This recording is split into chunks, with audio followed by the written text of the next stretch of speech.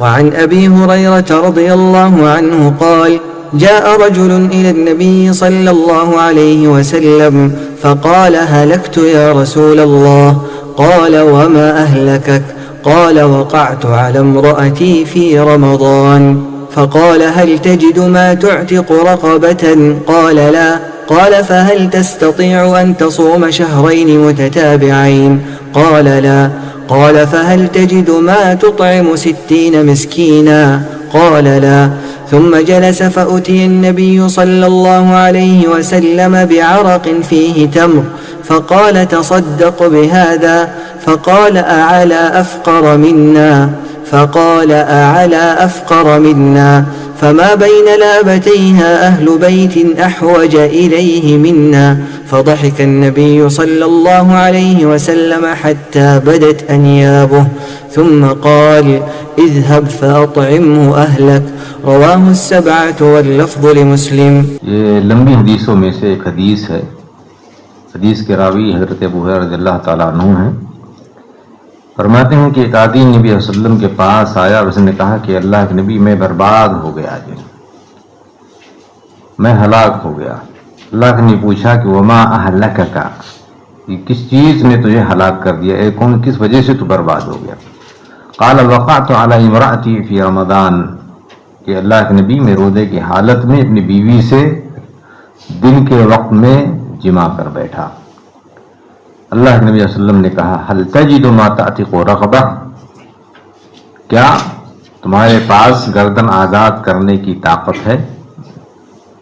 کہا نہیں. اللہ کے نبی نے کہا فهل تستطيع ان تصوم شهرين متتابعين، کیا تمہارے پاس طاقت ہے کہ کنٹینیو 2 مہینے متواتر روزے رکھ سکو؟ کہا نہیں. کہا فهل تجد ما تطعم 60 مسکینا، کہا کیا تمہارے پاس طاقت ہے کہ تم 60 مسکین کو کھانا کھلا سکو؟ کہا کہ نہیں. ثم جلس، پھر بیٹھا رہا، افسردگی کے عالم میں بیٹھ گیا. نہ تو گردن آزاد کرنے کی طاقت ہے، نہ 2 مہینے روزہ رکھنے کی طاقت ہے، اور نہ ہی 60 مسکین کو کھانا کھلانے کی. اب بیٹھ گیا.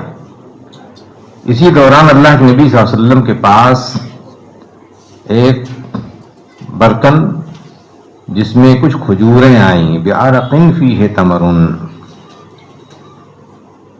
ایک ٹوکری میں اللہ کے نبی صلی اللہ علیہ وسلم کے پاس کچھ کھجوریں آئیں. فقال تصدق بہذا، اب اس کو صدقہ کر دو. بھئی کتنا صدقہ کرنا تھا؟ 60 مسکینوں کو کھانے کھلانے کے برابر. لیکن اللہ کے نبی صلی اللہ علیہ وسلم کے پاس جو آیا تھا، آپ نے کہا لے، یہی لے اور یہی صدقہ کرے، تاکہ جو ہے وہ ایک بڑا کام کر گئے ہو، اس سے نجات کے لیے یہی ایک ذریعہ ہے. ہاتھ میں لیتا ہوں بندہ، کہتا ہے اعلی افقر منا، کہ کیا مجھ سے بھی زیادہ کوئی فقیر ہے؟ کہ مجھ سے زیادہ جو ہے کوئی آدمی فقیر ہے. فما بین لابتیہ اہل بیت احوج الیہ منا، یہ 2 سیاہ پہاڑوں کے بیچ میں، چونکہ مدینہ منورہ تو اس کے درمیان میں پہاڑوں کے درمیان واقع ہے، تو کہا کہ یہ 2 پہاڑوں کے سیاہ پہاڑوں کے درمیان مجھ سے زیادہ فقیر کوئی آدمی کوئی نہیں ہے. فضحک النبی صلی اللہ علیہ وسلم، اللہ کے نبی صلی اللہ علیہ وسلم ہنس پڑے. حتی بدت انیابہ، یہاں تک کہ آپ کی کچلی کے دانت یہ واضح ظاہر ہو گئے. آپ نے کہا اذهب فأتیہ اہلک، جا اور اپنے گھر والوں کو کھلا دے، جا اپنے گھر والوں کو کھلا دے. دیکھیے اس حدیث میں کئی فوائد ہیں. رمضان کے روزے جان بوجھ کر کے جو توڑے گا اس کے لیے 3 کفارے ہیں. تینوں کفاروں میں سے یا تو گردن آزاد، اس زمانے میں گردن آزاد کا معاملہ تو ہے ہی نہیں ہے. اب 2 چیزیں ہیں، یا تو 2 مہینے کنٹینیو روزے رکھے گا، اور یا پھر 60 مسکین کو کھانا ہی. لیکن اگر کوئی ایسا ہو جو اس جیسا ہو کہ اس کے پاس کچھ بھی نہیں ہو، تو وہ کچھ بھی اس کے پاس تو صدقہ کر دے گا، لیکن کرنا بہرحال ضروری ہے اس آدمی کے لیے.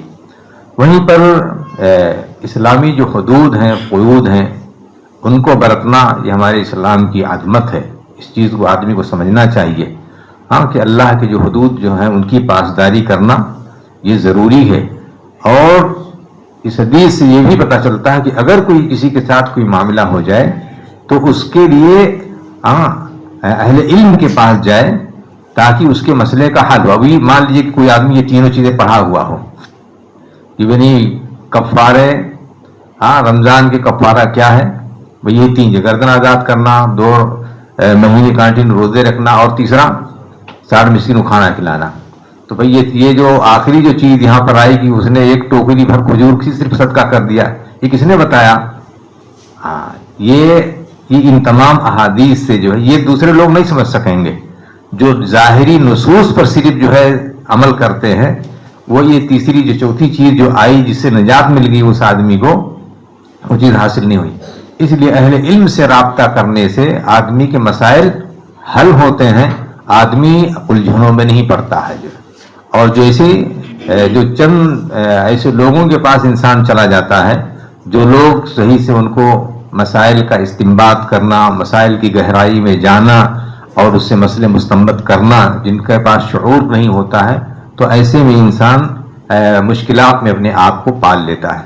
اور اگر ان کو اگر اللہ کے نبی نے نہ دیا ہوتا تو بیچارے وہ الجھنوں میں پڑے رہتے. باقی کے جو ایام کے جو روزے تھے، وہ روزے میں ان کی طبیعت، ان کا دل نہیں لگتا کہ یہ گناہ ہو گیا. اس حدیث میں ایک بات یہ بھی سمجھنے کی ہے کہ کفارہ یہ اگر باہم میاں بیوی کے رضامندی سے تو دونوں کو دینا ہوگا. اگر باہم رضامندی ہے، اور اگر کسی کی طرف سے اگر اقدام ہے اور جبر ہے اس پر، تو صرف اس کے لیے ہے.